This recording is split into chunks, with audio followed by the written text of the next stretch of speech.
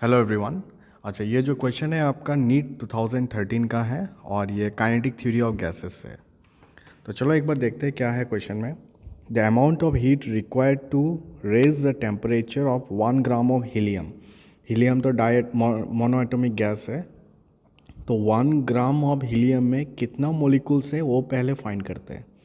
अच्छा, आप लोग को तो ये वाला फॉर्मूला पता ही होगा, N is equals to M by M, like mass of the molecule by molar mass. और एक है ना relation number of atoms divided by the Avogadro number. तो इन दोनों को ना हम कंपेयर करते हैं। तो N by N A is equals to small letter m by capital letter m। तो स्मॉल लेटर m ढूंढना है मुझे, तो क्रॉस मल्टीप्लाई कर देते हैं।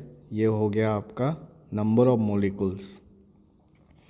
तो नंबर ऑफ मोलिकुल्स 1 ग्राम में, ये एवोगाड्रो नंबर को हम ऐसे ही रखते हैं। और एटॉमिक मास ऑफ हीलियम 4 ग्राम, तो जी जी कैंसिल, एन ए बाई 4। ये हो गया मेरा नंबर ऑफ मोलिकुल्स और नंबर ऑफ एटम्स इन 1 ग्राम। ठीक है, अभी क्या बोला है कि हम लोग टेम्परेचर रेज कर रहे हैं from T1 kelvin to T2। अच्छा, पहले तो एनर्जी ढूंढते हैं। आप लोग को पता होगा काइनेटिक थ्योरी में एक लॉ है, law of equipartition of energy, right.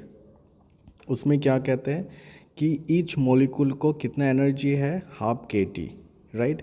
और total number of degrees multiply करना पड़ेगा और फिर n भी मल्टीप्लाई करना पड़ेगा टोटल एनर्जी ढूंढने के लिए, राइट। अच्छा, इसका बारे में एक बार देखो।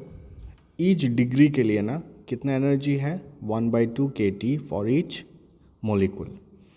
और टोटल एनर्जी ढूंढने के लिए क्या करेंगे, F मल्टीप्लाई करेंगे for all degrees of freedom and for all molecules. तो ये मोनोएटॉमिक गैस है, तो F क्या हो जाएगा 3 और हाफ kT। और N तो मुझे इधर से मिल ही गया ना, ये वाला N, तो इधर डाल देते हैं N। तो ये डालने से हो जाएगा आपका Na/4। तो इंटू कर देते हैं 3/8 Na/kT। ये हो गया आपका टोटल एनर्जी। ये ध्यान रखिए, ये दिस इज़ फॉर 1 मोलिकुल और 1 molecule and 1 degrees of freedom. ध्यान रखिए, ठीक है, 1 डिग्रीज ऑफ फ्रीडम।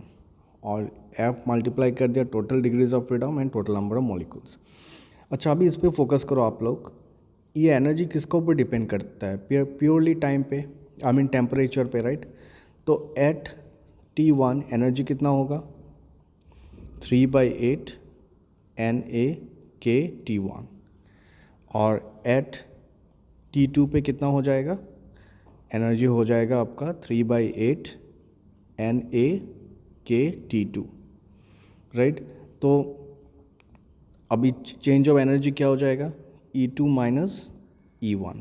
तो हम इसको ना कॉमन लेके डायरेक्टली लिख देते हैं, T2 माइनस T1। यही है आपका आंसर। बोला है कि energy required to raise the temperature, बोला ना फ्रॉम इस T1 से T2, from E1 to E2 basically. तो कितना होगा, ये वाला आंसर है। तो देखते हैं वह कौन सा ऑप्शन है। ऑप्शन डी मिल रहा है, राइट, 3/8 N/kT2 माइनस T1। अच्छा, आई होप ये वाला पार्ट समझ में आया होगा। माइनस क्यों किया, क्योंकि energy required to raise the temperature वगैरह बोला है, the amount of energy required. तो इससे और इधर से इधर जाने में कितना एनर्जी चाहिए, तो ऑब्वियसली आपको E2 माइनस E1 ही करना पड़ेगा ना। तो ये है आपका answer. I hope it help you. Yes, thank you everyone.